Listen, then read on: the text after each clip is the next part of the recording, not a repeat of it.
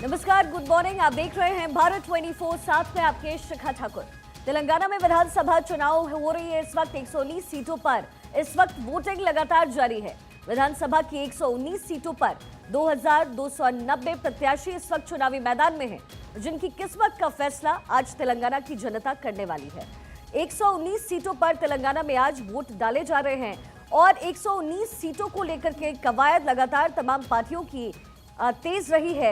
2018 के नतीजे क्या थे, सबसे पहले आपको वो बताते हैं। बीआरएस के खाते में 2018 में कुल 101 सीटें गई, वहीं एआईएमआईएम के खाते में 7 सीटें, कांग्रेस के खाते में 5 सीटें, बीजेपी के खाते में 3 और अदर्स के खाते में 2018 की चुनाव में 3 सीटें गई। अब ऐसे में बड़ा सवाल उठता है कि तेलंगाना में इस बार किसकी सरकार बनेगी।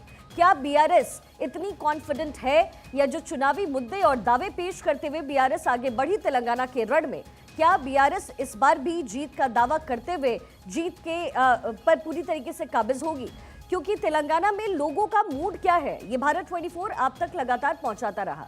दक्षिण का एक ऐसा प्रांत जहां वोटिंग को लेकर के कहीं ना कहीं लोग सजग रहे, क्योंकि बहुत सारे चुनावी मुद्दे हैं। आज भारत 24 पर हम आपको तमाम चुनावी मुद्दे दिखाएंगे, साथ ही पल पल का अपडेट देंगे कि वोटिंग सेंटर्स पे इस वक्त क्या कुछ हो रहा है।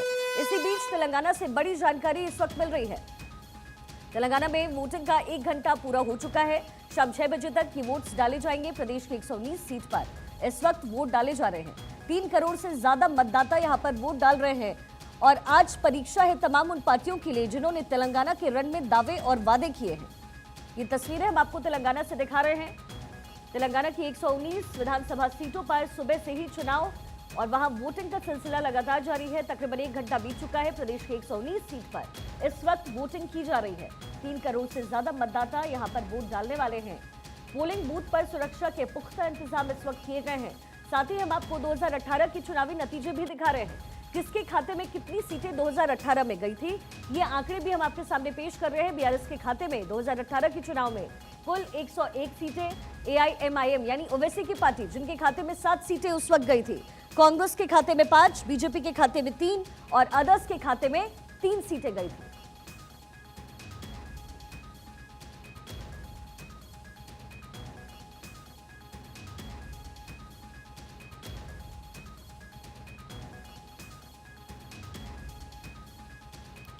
और इसी बीच एक और बड़ी खबर मिल रही है इस वक्त।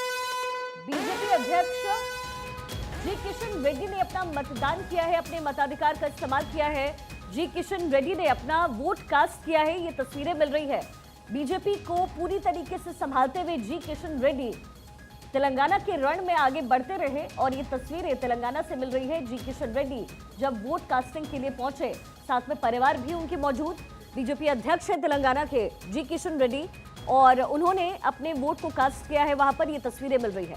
तो तेलंगाना की कुल 119 विधानसभा सीटें, जिसमें सुबह से ही मतदान की प्रक्रिया शुरू हो चुकी है, लेकिन अभी पूरा दिन है और कितने प्रतिशत मतदान वहां पर अब तक किए जा चुके हैं, इसकी जानकारी पल पल की तस्वीरें तेलंगाना से भारत 24 सबसे पहले आपके पास पहुंचाएगा। मेरे साथ गेस्ट का एक बड़ा पैनल इस वक्त मौजूद है। एक बार इंट्रोडक्शन करवाते हुए, संजय मिश्रा राजनीतिक विश्लेषक इस वक्त हमारे साथ मौजूद, नीति शर्मा राजनीतिक विश्लेषक आप भी हमारे साथ मौजूद, मोहम्मद अमीन पूर्व संयुक्त चुनाव आयुक्त हमारे साथ हैं और इसके साथ ही हेमचंद शर्मा बीजेपी के नेता भी इस वक्त हमारे साथ हैं। संजय जी, अब सबसे पहले आपके पास आते हुए, कुल 119 विधानसभा सीटें, 2018 के नतीजे हम देख रहे हैं, लेकिन इस बार जो स्टडी निकलकर सामने आ रही है, जो रिसर्च किए गए, जो लोगों की जब जनता की राय जब पूछी गई है, तो क्या लग रहा है, क्या आंकड़े आपको डावाडोल होते हुए नजर आ रहे हैं? कौन सी पार्टी स्ट्रांग लग रही है पोजीशन और कांग्रेस को कितना फायदा होता हुआ आप देख रहे हैं? नहीं, कांग्रेस को स्पष्ट रूप से वहाँ फायदा होता हुआ दिख रहा है और उसके दो मुख्य कारण है जो मैंने पहले भी आपके यहाँ बताया था। एक तो राहुल गांधी के द्वारा भारत जोड़ो आंदोलन का फर्क पड़ा है और दूसरा कर्नाटका के चुनाव के बाद में वहाँ की परिस्थितियाँ बदली हैं। अब बीजेपी पहले भी कहीं वहाँ पे नहीं थी और अब भी नहीं है। देश की जनता बीजेपी के ऊपर एक तरीके से जो 2014 में और 2019 के अंदर जो ट्रस्ट किया था, उसे कहीं ना कहीं उनका विश्वास टूटता हुआ नज़र आ रहा है।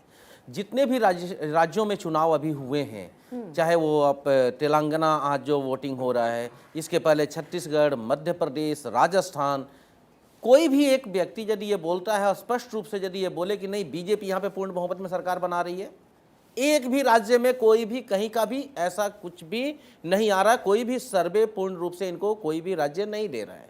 इसका कारण क्या है? क्या प्रधानमंत्री जी की विश्वसनीयता में कमी हुई है?